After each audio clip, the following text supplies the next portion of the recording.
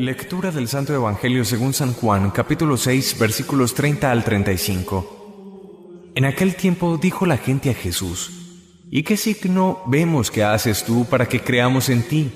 ¿Cuál es tu obra? Nuestros padres comieron el maná en el desierto, como está escrito: les dio a comer pan del cielo. Jesús les replicó: les aseguro que no fue Moisés quien les dio pan del cielo, sino que es mi Padre el que les da el verdadero pan del cielo. Porque el pan de Dios es el que baja del cielo y da vida al mundo. Entonces le dijeron: Señor, danos siempre de este pan. Jesús les contestó: Yo soy el pan de la vida. El que viene a mí no pasará hambre, y el que cree en mí nunca pasará sed. Palabra del Señor. Gloria a ti, Señor Jesús. Pregunta la multitud a Jesús, continuando con este discurso del pan de vida, capítulo 6 de San Juan: ¿qué signo, qué milagro vemos? ¿Qué haces tú para que creamos en ti? Y ellos afirman que conocieron un signo de Dios cuando Moisés permitió que lloviera maná del cielo. Jesús hace esta afirmación: les aseguro que no fue Moisés quien les dio el pan del cielo, sino que es mi Padre Dios el que les da el verdadero pan del cielo.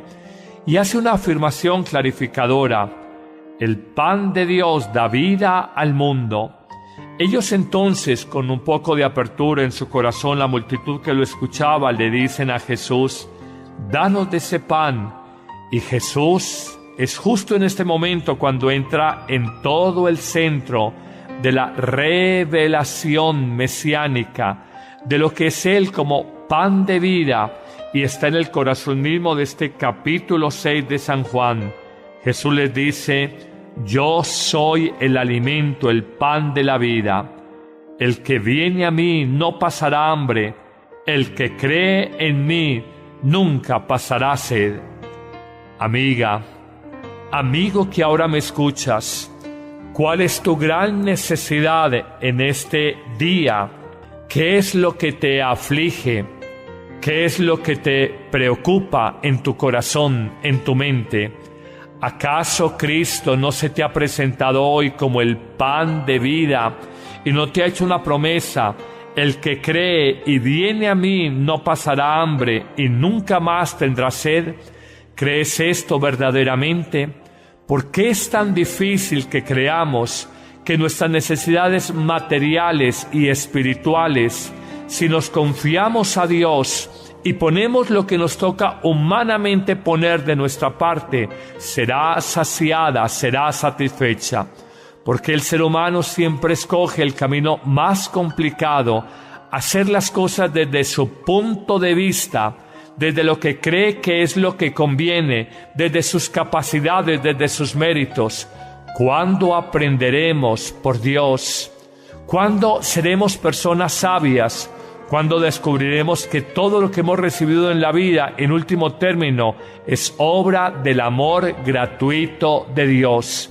¿Por qué nos empeñamos en buscar la satisfacción, el ser saciados en nuestra hambre o en nuestra sed de cualquier realidad terrenal, de cualquier afecto material? Solo Dios en Cristo pan de vida, solo Dios en Cristo pan de vida es capaz de saciar el hambre y la sed más profunda que hay en el corazón humano. Nunca lo olvides. Eso lo entendió como nadie nuestro personaje de la primera lectura. Hablamos de Esteban, que ayer lo mencionábamos, este joven diácono. Una persona que, llena del Espíritu Santo, descalificaba y juzgaba, hay que decirlo con cierta dureza, la incapacidad para creer en Jesús resucitado por parte de los escribas y de los ancianos de Jerusalén. Las palabras de Esteban no pueden ser más fuertes. Dice, comillas: duros de cerviz, comunidad de Jerusalén, incircuncisos de corazón y de oídos, siempre resisten al Espíritu Santo, lo mismo que sus padres. ¿Hubo acaso algún profeta que ustedes no persiguieran? Ellos mataron a los que anunciaban la venida del hombre justo, Cristo, y ustedes ahora lo han traicionado y asesinado en una cruz. Ustedes recibieron la ley por mediación de ángeles y no la han obedecido. Bueno, entendamos al cerrar estas comillas que Esteban era un muchacho y en su juventud uno a veces es muy primario, muy atrevido. Pero miren que uno tiene que asumir las consecuencias de sus actos. Al decir estas palabras tan fuertes contra los escribas, que eran intocables frente a fariseos y los ancianos, que eran vacas sagradas de la comunidad de Jerusalén, dicen que ellos se recomían por dentro, rechinaban los dientes de rabia. Y Esteban, por el contrario, lleno del Espíritu Santo, fijó la mirada en el cielo, dando gloria a Dios, y dice: veo el cielo abierto y al Hijo de Dios de pie a la derecha del Padre.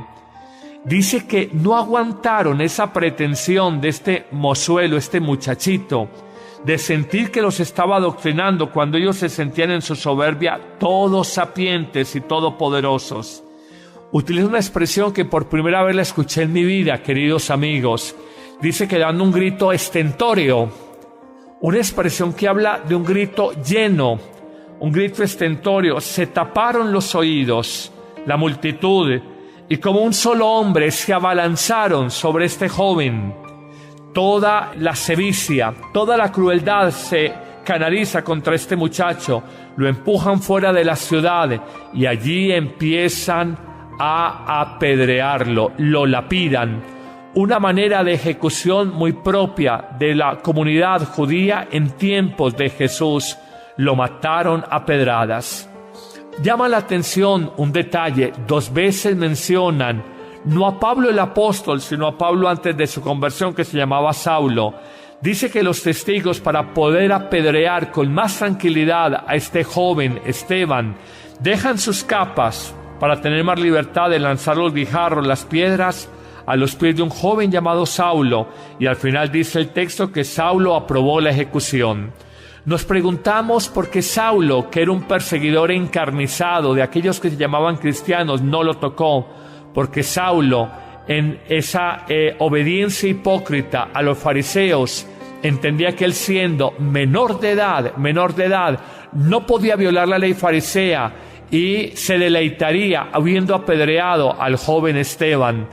Pero no lo hizo porque era menor de edad y no lo podía tocar, obedeciendo hasta el extremo, hasta el escrúpulo, la ley judía. Así Esteban se constituye en el primer mártir de la iglesia, y de hecho se le conoce como Esteban protomártir, primer mártir de la iglesia. En el fondo reconocemos la parresía, la valentía, el coraje de aquel que seguramente ha recibido el pan de la vida del que hablábamos en el Evangelio, de aquel que se ha nutrido en su hambre y en su sed espiritual, y de aquel que no teme perder la vida.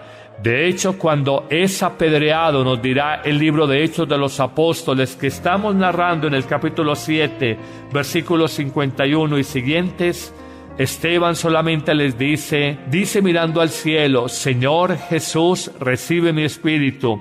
Y luego, cayendo de rodillas y mirando a la multitud, como Jesús en la cruz, dirá: Señor, no les tengas en cuenta este pecado, y con estas palabras murió. Así son los mártires, así es la vida de estos gigantes que, llenos del Espíritu Santo, no se acobardaron, llenos de la vida del resucitado, sintieron que no había nada más valioso que anunciar el nombre de Jesús. Digamos con el Salmo 30 de hoy: a tus manos, Señor, encomiendo mi espíritu. Y en medio de la persecución y del dolor digamos: sé la roca de mi refugio, un baluarte donde me salve. Tú que eres mi roca y mi baluarte, por tu nombre dirígeme y guíame. Piensa en aquel que es perseguidor, calumniador, intrigante en tu empresa, en tu familia, y di: a tus manos encomiendo mi espíritu. Tú, el Dios leal, me librarás. Yo confío en el Señor, tu misericordia sea mi gozo y mi alegría por siempre. Amén.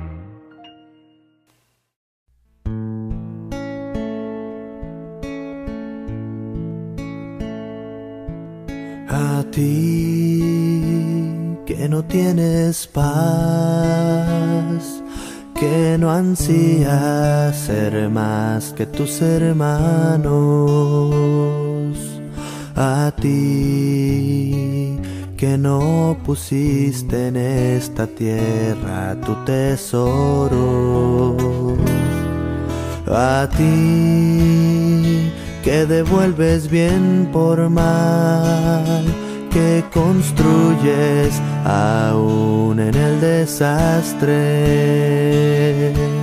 a ti que buscas la paz y no la guerra, a ti que en esta vida lloras por tantas cosas que quisieras cambiar,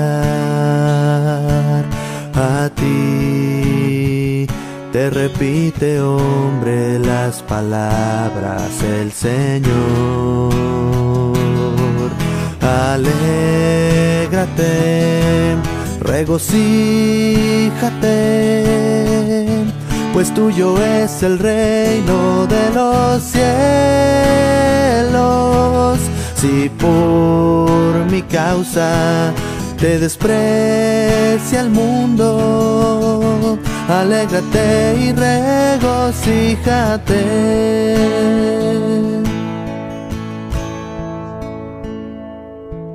A ti que perdonas siempre a aquel que no lo merece, a ti que eres recto y noble cuando ves que se te abaja, a ti que te desprecia el mundo porque no sigues las reglas que ha marcado, a ti que te enfrentas con él para así poder salvarlo, a ti que eres calumniado, que eres torturado y ultrajado por mi causa, a ti te repite, hombre, las palabras el Señor. Alégrate, regocíjate, pues tuyo es el reino de los cielos. Si por mi causa te desprecia el mundo, alégrate y regocíjate. Alégrate y regocíjate. Alégrate y regocíjate.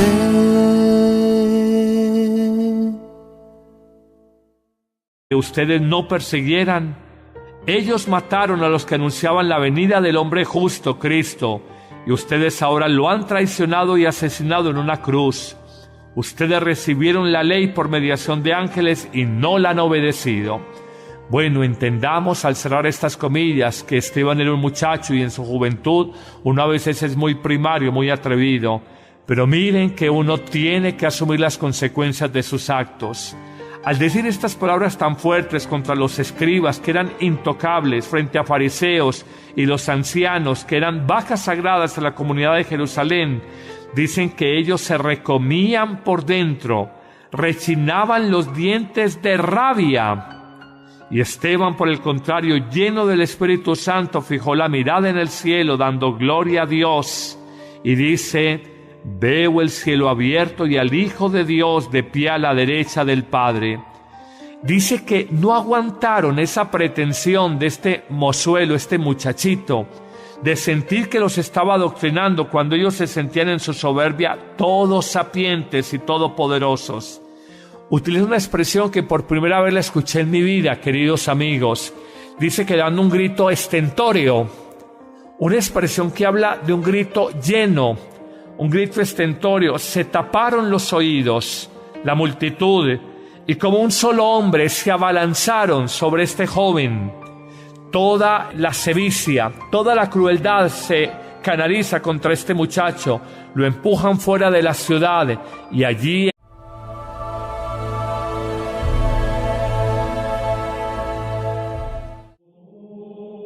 Lectura del Santo Evangelio según San Juan, capítulo 6, versículos 30 al 35. En aquel tiempo dijo la gente a Jesús: ¿Y qué signo vemos que haces tú para que creamos en ti? ¿Cuál es tu obra? Nuestros padres comieron el maná en el desierto, como está escrito: les dio a comer pan del cielo. Jesús les replicó: les aseguro que no fue Moisés quien les dio pan del cielo, sino que es mi Padre el que les da el verdadero pan del cielo. Porque el pan de Dios es el que baja del cielo y da vida al mundo. Entonces le dijeron: Señor, danos siempre de este pan. Jesús les contestó: Yo soy el pan de la vida. El que viene a mí no pasará hambre, y el que cree en mí nunca pasará sed. Palabra del Señor. Gloria a ti, Señor Jesús. Pregunta la multitud a Jesús, continuando con este discurso del pan de vida, capítulo 6 de San Juan: ¿qué signo, qué milagro vemos? ¿Qué haces tú para que creamos en ti? Y ellos afirman que conocieron un signo de Dios cuando Moisés permitió que lloviera maná del cielo.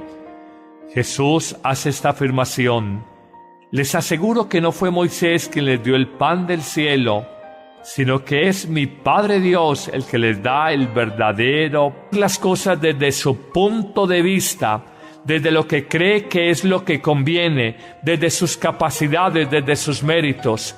¿Cuándo aprenderemos por Dios? ¿Cuándo seremos personas sabias?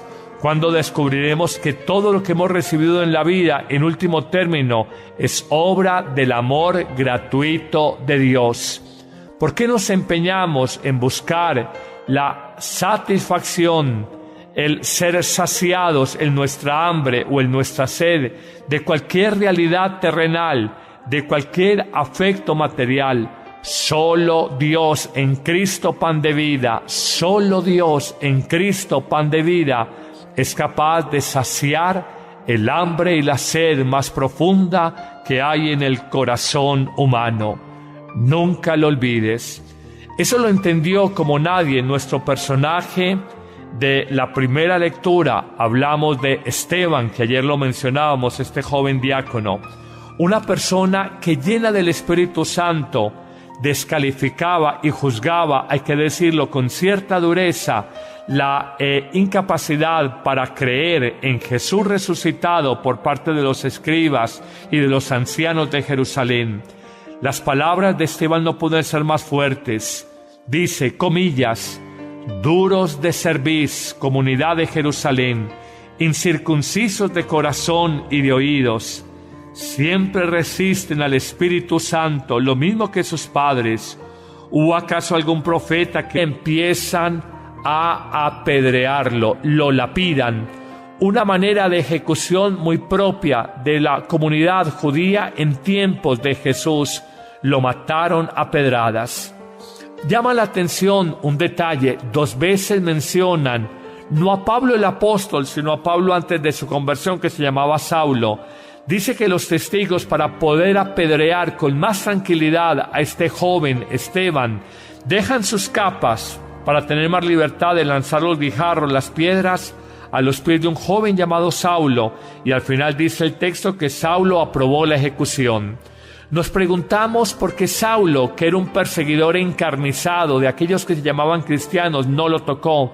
Porque Saulo, en esa obediencia hipócrita a los fariseos, entendía que él, siendo menor de edad, no podía violar la ley farisea y se deleitaría habiendo apedreado al joven Esteban. Pero no lo hizo porque era menor de edad y no lo podía tocar, obedeciendo hasta el extremo, hasta el escrúpulo, la ley judía. Así, Esteban se constituye en el primer mártir de la Iglesia, y de hecho se le conoce como Esteban protomártir, primer mártir de la Iglesia.